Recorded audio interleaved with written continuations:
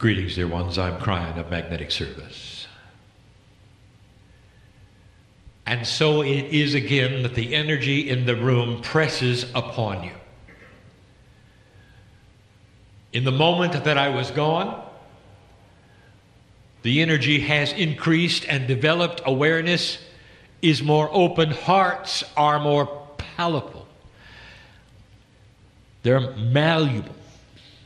I want my partner to use the right word that I see. They are soft. And what has happened in the last few moments since I said the words that would close a mini channel is a consciousness shift in the room. And there are those now ready to hear what they came for. I am so aware, dear one, of who is here. For the message is about the recalibration of self. And the message is one that asks the listener and the reader to go beyond that which they would consider as what I would call survival reality.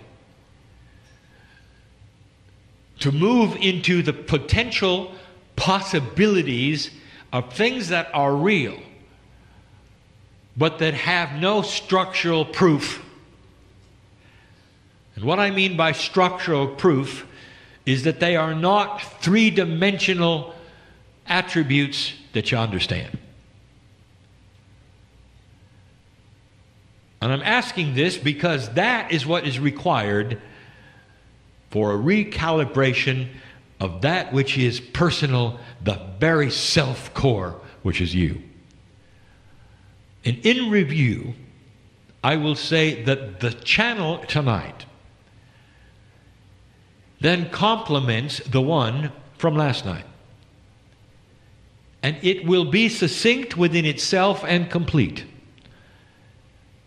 However, if you will to listen to them as a pair, one before the other, in the sequence they were presented, it will be more complete.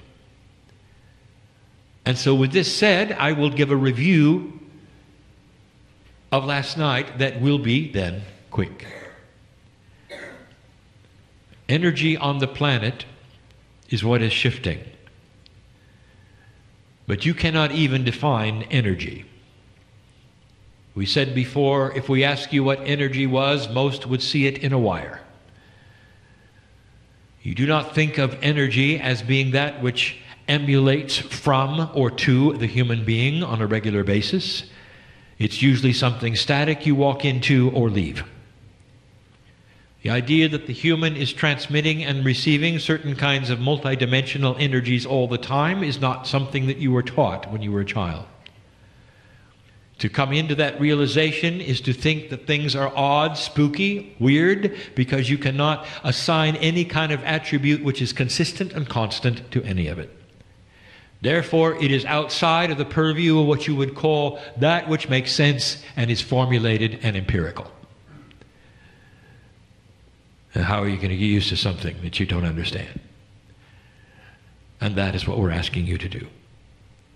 In addition, you have those things which restrict your belief or which are connected to human bias. And the one we have talked about last night and the night here is that balance on the planet inside you and your perception of dark and light. And we ask you to please understand that darkness has no intelligence. But you assign intelligence to all of these kinds of things because they are not empirical. And when you feel resistance, you assign an entity to it, not understanding that it might simply be the way things work. Again, we defined light and dark. Again, we wanted you to understand that you are a light worker and that light has an active attribute and darkness does not, as defined. Darkness is the absence of light. But the balances is something you could understand. If we told you there was going to be a new balance of dark and light, you'd say, I understand. If I told you that light was going to change and darkness was going to change, you'd say, what does that mean? But it is. Human being, why are you so interested in creating attributes that are personal when it comes to physics? If you put your hand in an invisible place and you felt something push back, chills would run down your spine and you'd say, who is that? Let me ask you something.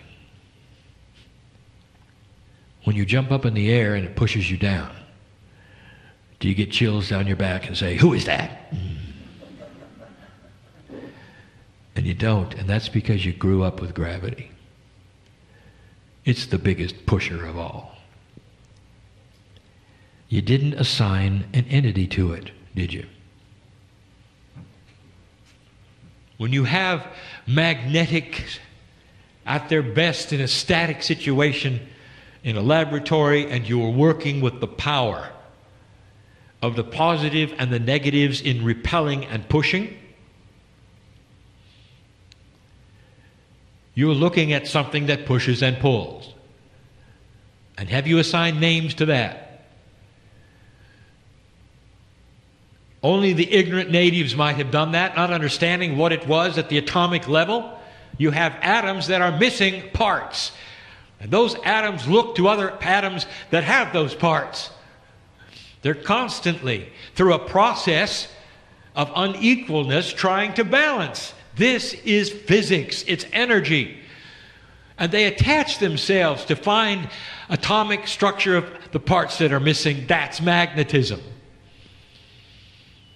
And I'm going to tell you the truth, dear ones. There's no negative entity in there with tails and a horn. Or horns and a tail. That was a Kryon joke. We're trying to show you something that should be so obvious to you. If you haven't experienced it, doesn't mean it doesn't exist. And so there are things that push and pull that you cannot see, that you believe are entities. Enter dark and light. Multidimensionality in systems on the planet of balance, much like magnetics, are always in play. And one of the attributes we told you was changing was one of the most esoteric of all, and that was the crystalline grid. The crystalline grid at the moment does not remember things linearly. If things happen that are negative, it remembers them with a higher power quotient than things which are positive. And therefore, when you walk on former battlefields, you feel it. And that's going to change. As the energy shifts, the crystalline grid, even in past remembrances, shift. What you do today rewrites how the crystalline grid remembered it yesterday. And here you are with the axiom that I've given you before, that what you do in the future changes the past. For the crystalline grid is becoming less linear than it used to be, and is going to start remembering things far differently than it used to be, to such an extent that a light worker standing in a battlefield will forever erase what happened in battle. And we have told you to expect this, that you are rewriting self-worth. And it's hard. Last night we left with this. that the idea was for you to understand more about the push-pull of dark and light and what may very well happen next, and try your very best. Do not assign an entity to it. Darkness is stupid. It has no intelligence. It is simply part of a system that wants to survive for balance. Like so many other systems on the planet, even the ones at the atomic level. They're designed to survive for balance. When you start to rewrite the system, you will have that which is dark and light start to change its attributes. And what I'm trying to tell you is, light worker, the dark is going to resist and start to push back harder for survival. And you're going to go right to that place where it says, the dark side is getting me today. Not understanding that you're dealing with a force, not an intelligence. And I will tell you yet again, something that many still don't understand. If you're in the light, you can trick the dark. Because you can see and it cannot. That is the secret, dear one. And yet the dark is going to come forward in its balance trick, in a multidimensional way, to try to snuff out the light. Oh, dear ones, the light is coming. What's happened to you today? Can you feel it? You're going to leave differently than you came. Can you feel that? I can. I know who's here. I know what's happened. I know what's happened. The third language, which is a consciousness of communication way above anything my partner did today, has visited you in this room, and that's what he was talking about. He knew that was eminent, and it doesn't always happen. Touching those with truth. Helping those to understand perhaps a little more why they're here. I'm going to talk about that. Even solving some problems. Now that's energy. That's a multidimensional energy you did not expect. Touching you in areas that you cannot explain. But your wisdom factor gets bigger. Light workers have the advantage. You're about to plant seeds of peace on earth. And in the process, an old balance of light and dark will be interrupted. Eventually, like some of the other planets we have discussed, the dark will diminish to a place where there will be no more war. Countries will continue to have disagreements. There will be things to work out. But there will be no more war. We have told you that you will look back on the time before 2012, eventually. I have no clock. I cannot tell you when that will be, but I can promise you this, that humans will look backwards to today and say, you were barbaric. And of course, that will be you looking back. That's how different it can be. We talked about the Bridge of Swords. We talked about a battle coming. This is it. You're in it. The swords are metaphoric for celebration. You walk through a bridge of swords during marriages and celebrations in military and not. Spirit puts them and crosses them in battle before you, and you walk underneath them, light worker, on your way to the battlefield of a realignment of self. But it isn't going to be easy. So let us describe in this short time what we did not talk about yesterday. Let us itemize some of the things that the dark, in its darkness, will bring to you to look at. And if you know it's coming, you can conquer it. What do you think darkness would do that would quench your light? Now, although it is not intelligent, as we discussed last night, if a human takes it and wishes to work with it, the human adds a consciousness of evil on purpose. Therefore, it's darkness that is enhanced by other humans who wish to keep it alive. Darkness by itself is innate. Darkness with the help of a human being's consciousness is evil.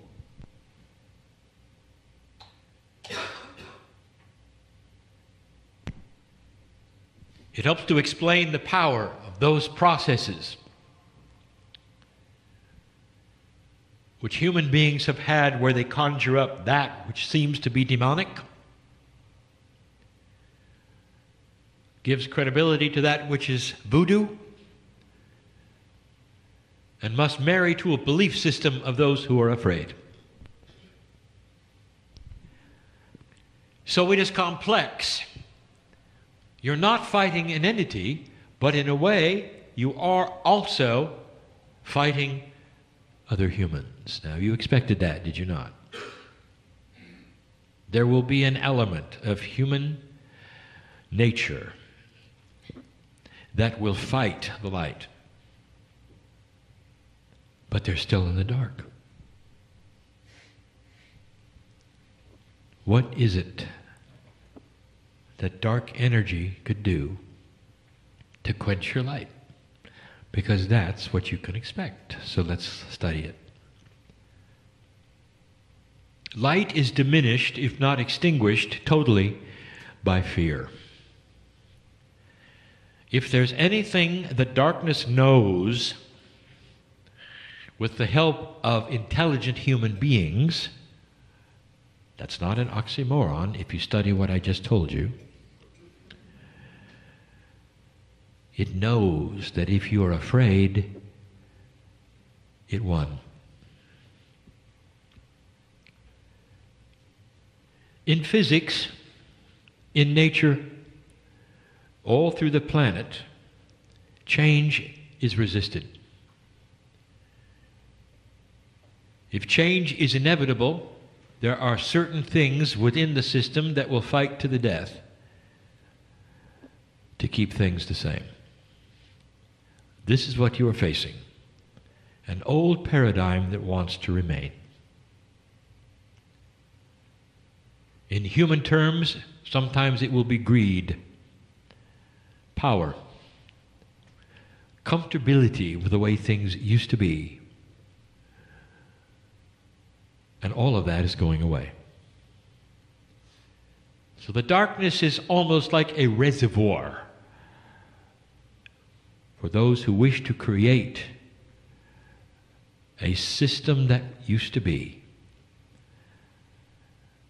And they will not survive, and they will not win. But you are the light worker planting the seeds. Here's what to expect. If they can make you afraid, they'll win.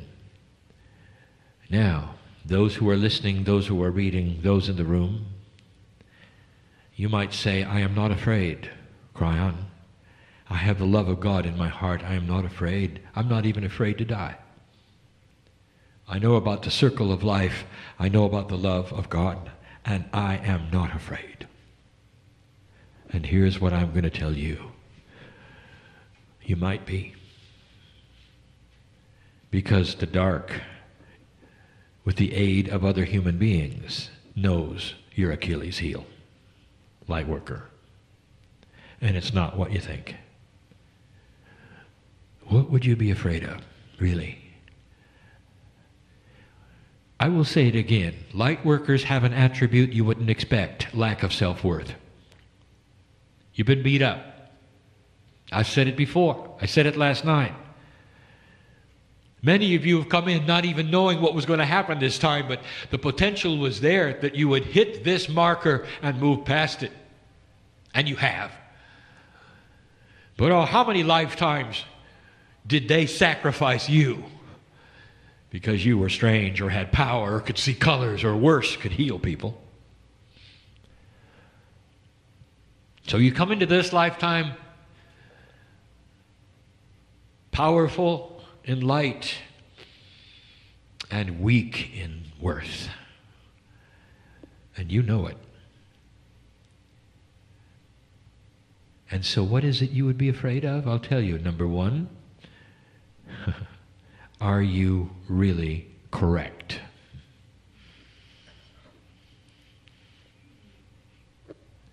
Is this really happening? Or are you a fool who have grasped on to the nothingness, the emptiness of the New Age and lived your life in frustration and foolishness? And you will say, I am not afraid of that because I know I am right. I feel it in my heart. I have the love of God. And I'm going to tell you there will be things that may make you ask the question. And if you even start to ask the question, that is a seed of doubt. And on your deathbed, and not until then, you'll never know. Do you see where I'm going with this, dear ones? Because this darkness, which is not intelligent, knows about light and dark. It knows what you're afraid of. It can't see you. And you can dance around it and move around it. But it can't see you, but can make you afraid. Afraid whether you have it right. And then there's the minutia of rightness. You were trained in a three-dimensional world with three-dimensional spirituality, and they told you over and over, if you don't do this right, you're going to fail. You might even go to hell. And so it may occur to you, you've been doing it wrong. And in doing it wrong, you've displeased God, or worse, you're not fulfilling the purpose that you came for. And you use the word contract. Let somebody come along who looks like a light worker and tell you you failed, you haven't pleased God, and you're not fulfilling your contract, and you will go down. Because you will hear them and they will appear to be one thing, and they're not. They'll be representatives of the dark. This is the war that we spoke of. It's the war of belief. Light and dark is clashing in a multidimensional way, in a back and forth way that you didn't expect, and it's not as simple as not being afraid.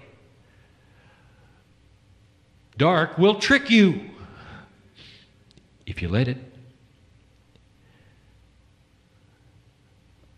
Dark will come along and say, well, have you found your life's purpose yet? And most of the light workers in the room will say, not really. But I know I will someday. And the darkness will say, it's too late. For you failed God and you failed yourself, and you'll never do the things you came for. And darkness is so 3D. I want you to watch for this, dear ones, for this is how you're going to know what is dark and what is not. If darkness tells you you failed, that is not the light. If anyone on this planet stands in front of you and says you haven't found your contract and when are you going to get with it spiritually, that's not the light. And I will give you the truth. And the truth is something that I have given over and over. Light workers are here to stand and show their light, not to do things. You were born on the planet to walk from A to B, to have compassion for other human beings, and to show the family what love is, to show the workers around you what love is, to be gentle in your countenance and act like a master, not to write a book or build a healing center or do any of the other things that you've been told you might be doing. Did you hear me? Being here is what you came for.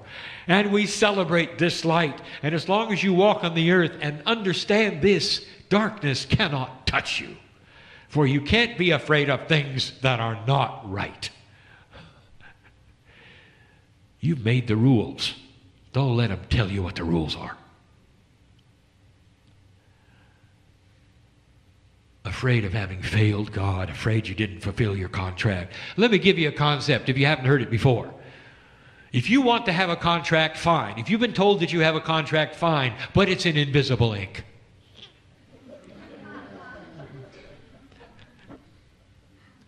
And you say, no, it isn't because I wrote it and I remember what it's supposed to be, and I'll tell you, well, it disappeared last night. And that means you can rewrite it tomorrow morning. How about that? And the dark is going to come and say, no, you had a contract to come in and suffer. Don't you know that? You know that you're never going to have a day where you're never going to make it. Things are going to get better and you're going to be swatted down again because you came to suffer. Has anybody told you that? Yes. And I want to tell you, meet the darkness. For that's the battle. Your self-worth is your Achilles heel. Old soul. What are you going to do about it? I want you to understand that there is a process available. When you start rewriting that part of your DNA, not living another 18 or 19 lifetimes until you feel better, but you do it now. I want you to envision that which is perfect in you, which is the love of God in you at its perfection, and I want you to claim it. See the light a different color and walk from this place capturing something you never thought you'd have because you're going to need it. Briefly, I would like to tell you some things that may happen that are going to make you afraid. The potentials are afoot for the darkness to work the puzzle in ways you might not expect. Just when you think you are working for a better peace on the planet, there may be a small war. And what are you going to do with that? Are you going to throw up your hands and say, I knew I was wrong? Darkness won? Or are you going to look at it and say, I see the deception. Humans are simply being humans. It's not going to last long. And it's going to be intolerable to those around it who didn't create it. Intolerable. I want to tell you, the young people of this earth do not want war. They do not want war anywhere. And if it occurs, it's going to be the elders who did it. And the young people are going to slap them down for it. But in the meantime, you're going to look at it and go, what's happening? I thought things were going to get better. What's one of the worst things that could take place that would make you doubt? And I will tell you what to look forward to and what to expect. It's something you didn't think could happen, a split in the new age. You might have to make a decision. Or not. I encourage you not to participate in a split of any kind. If you have a consciousness which has no boxes to get in, how can it split? If you have a consciousness where there is no membership or doctrine, how can it split? And yet there will be those who say, well, the processes are the processes and you're not doing the right thing. Therefore, we cast you away. You're no longer a light worker. Welcome to the human being who always takes divine things, puts their own spin on it, and gets into their own box and calls you wrong. And what are you going to do with that? In your own backyard with people perhaps you love, what are you going to do with that? And I want to tell you what you should do with that. Here comes a should. It's the same should I gave you before once. It's the only should that Kryon is ever going to give any human being. And that is you should capture that which is the love of God and don't let go.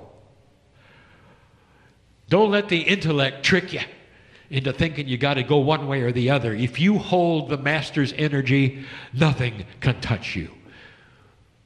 Let them go and be and do. Meanwhile, you're going to plant seeds on the planet. That's why you came. There'll be conspiracies.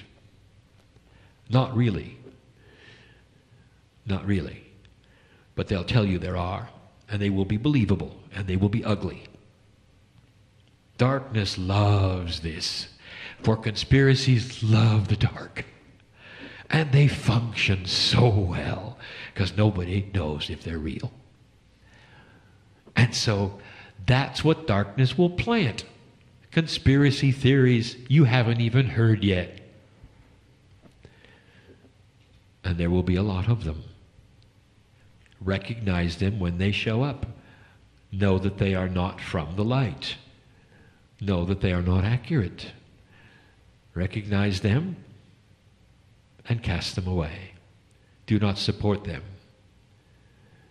You do not have to argue with anybody who comes forward with it. You can see the love of God in your life and see God in them, and that's all you have to see. And you move forward, planting the seeds of light on the earth. Can you imagine what the masters of the planet went through? Who confronted them with what? The things that have not been written down? The difficulties with humanism? Can you imagine? And do you know what they did with it? Nothing. They didn't have to. They were above it, all of it. Those conspiring against them, trying to get signatures here and those kinds of things there, they were above it. They moved forward and put their light where it should be. The Master said the difference between then and now is that the earth is ripe and ready, and that the seeds you plant will grow, and they'll grow fast. The seeds are compassion. They are understanding. They are love. And they are, listen, good health. How do you feel about that? Light worker, you didn't come all this way, so you die early. That's not in the contract. Maybe the old contract you think you had, or somebody told you you had, or the one that you made up. That's not the love of God.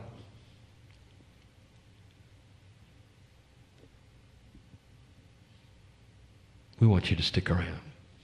Make this life as long as you can make it in good health and productive. There are things before you which will actually use you.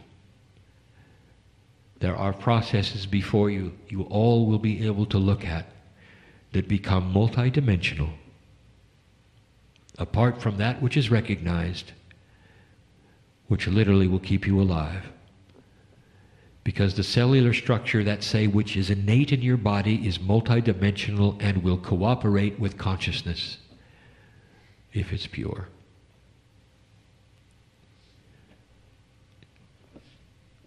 This is not a frightening message. And do you know why? Because darkness doesn't have a chance. I tell you these things mainly for those who are reading and listening in other places, who may not have that which you have, which is the multiplicity of lifetimes and wisdom placed upon you in this room. Those here in the chairs know better. Some of you have fought the battle already. Some of you know exactly what I speak of. Look for these things which I have given you today as proof that what I bring you is true and real. The potentials are there. Darkness, it doesn't have a chance. The humans who will then use the darkness will realize after a while it doesn't work. Watch for this as well. There will be those who try to recreate race war. And what might have worked 40, 50 years ago is going to fall on its face because no one will join. They'll be shocked. No one wants to cooperate. They'll be surprised. These are the kind of things we talk about for you to watch for. Those who are interested in creating things from the past that worked for them, which were negative and ugly, won't work. I'll mention the T word, terrorism. There'll come a day, dear ones, when the few terrorists who are left will not be able to recruit anybody. Because there'll be an acknowledgement, even within their own circles, it doesn't work. And slowly, the humans who would then use the dark will pass. Then darkness is truly stupid and innate. And slowly, you'll see a planet that changes consciousness. And the seeds that you planted in the love and the compassion of God, without fear, will bloom and grow. And yes, you'll be here to see it. And that may be another Kryon joke. Do not fear death.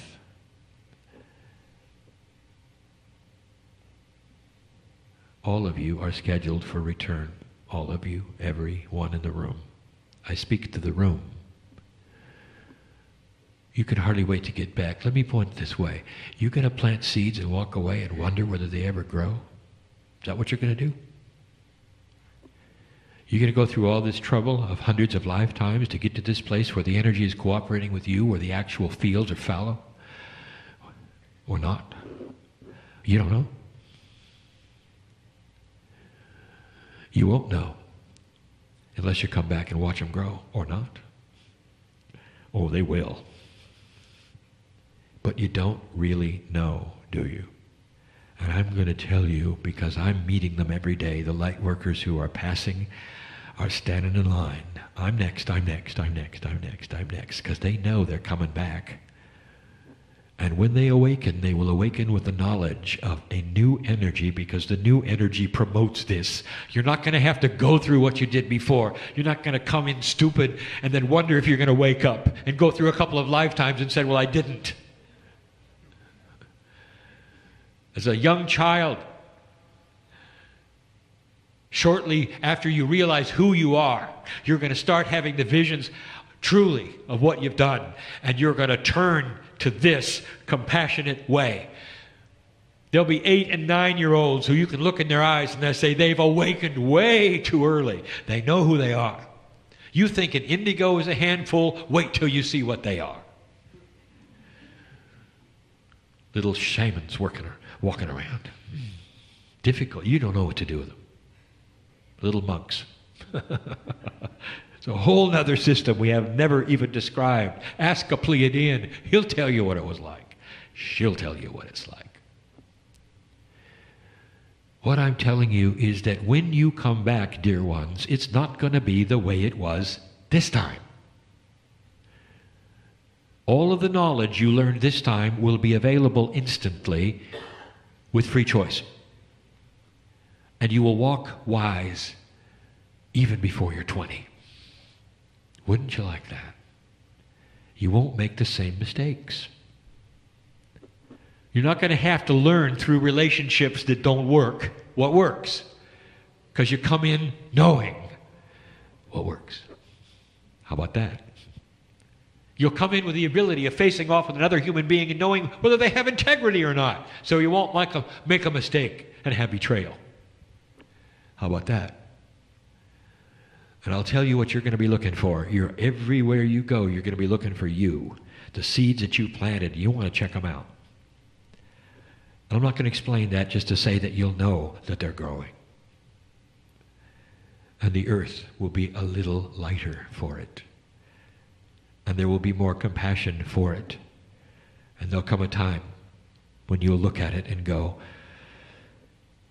I did this. And your self-worth will soar in a way that's appropriate, not the ego, but the God self.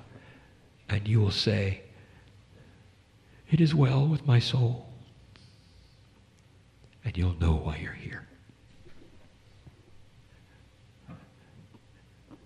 So go and do it.